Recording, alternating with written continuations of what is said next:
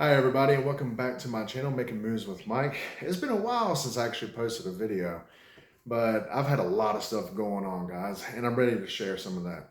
So the last time we talked, I was, kind of stepping into my faith and starting to actually do something that was a positive impact on this world.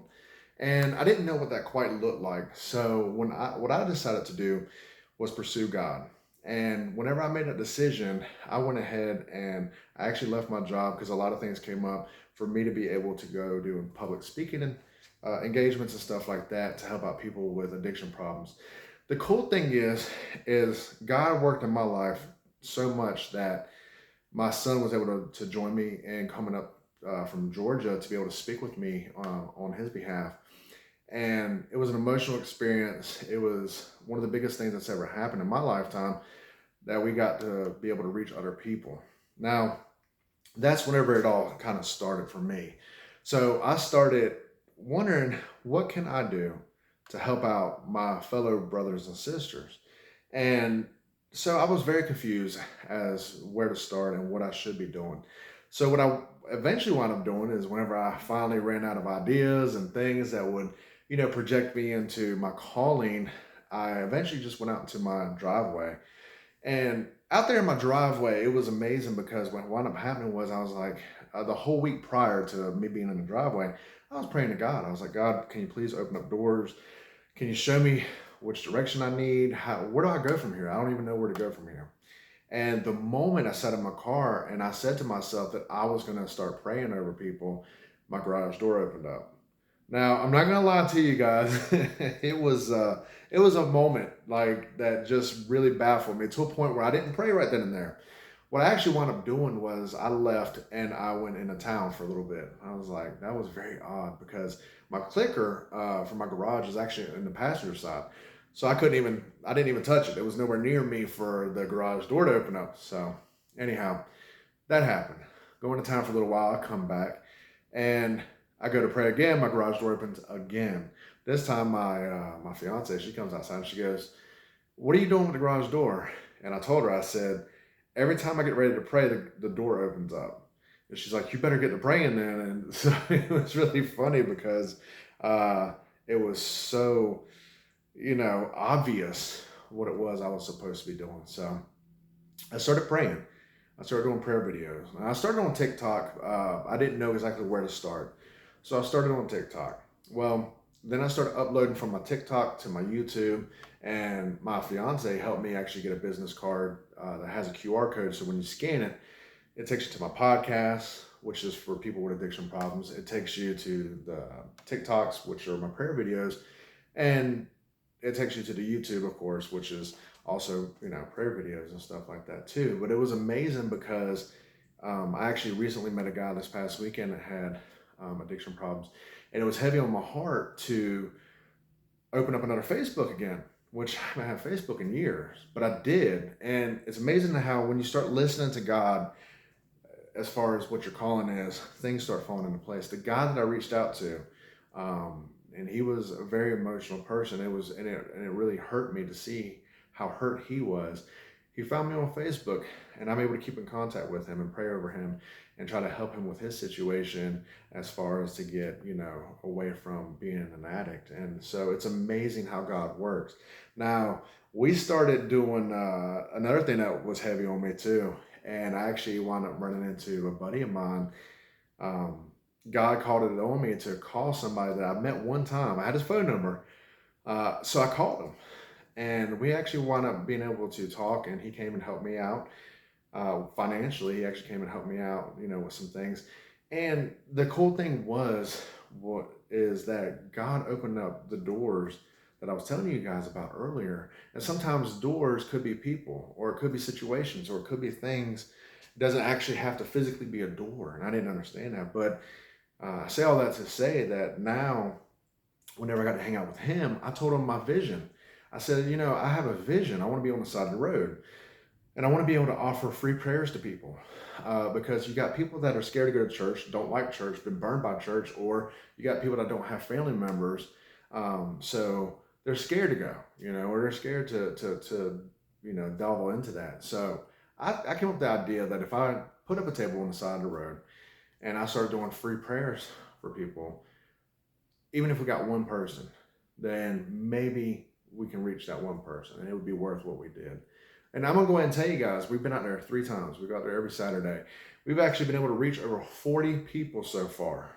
40 people. Some people come up so broken that they can't even get out the car. And we have the opportunity to pray over them. And I can't express enough how beautiful it is that God gave us the opportunity to do that. If you would have seen me, if you would have seen me about 10 years ago, you would have seen I was a way different person. I was alcoholic. I was, all kinds of stuff was going on in my life.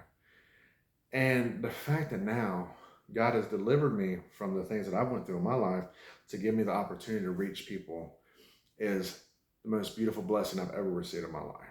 I can't express enough how amazing it is to be able to pray over people. So that's what we started doing. Now, the cool thing is God will definitely start guiding your steps. Last Saturday, the funniest thing happened. So I'm sitting there with Charles, which is the other guy that's doing this with me.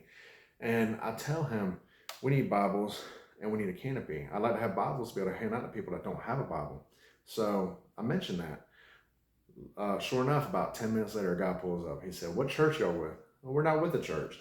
It's like, "I'm out here on my own accord. This is something that I wanted to do."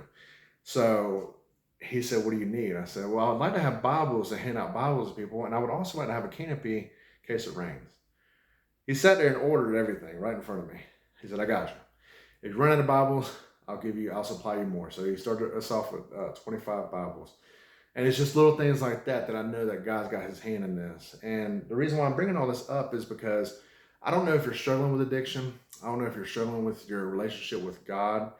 But what I will say is when I needed deliverance from my addiction, it's only when I gave it to God that I was able to actually sustain being sober and being in my sobriety. And it's because I gave it to God. And I'm going to be honest with you, since I started walking in what I feel is my calling, God has guided every footstep that I've made. And he's made sure that I've had the necessities and the things that I need to be able to reach people. So the point of making this video is because I want to call out to my brothers and sisters out there that are fighting addiction. I want to say to you, it's not over. As long as you're still breathing, there's still something that you need to do. God's not done with you. And that's something I had to realize, because for the longest, I used to drown my sorrows in alcohol. But I'm going to tell you the reality of what happens. So when you decide to go through life and you become addicted to something because you want to get rid of the reality of what's going on, eventually what happens is you will sober up. And when you sober up, the reality is still there. The alcohol, the drugs, whatever it is that is your key choice, however, only deflects what's going on for a short period of time. You eventually have to face the things that are going on in the world and what's going on in your life and the relationships and things that you haven't forgotten, or, living in the past is one of the worst things that you could possibly do. Because if you were convicting yourself now and you wouldn't do what you did back then essentially you're convicting an innocent person. And there's no sense in doing that.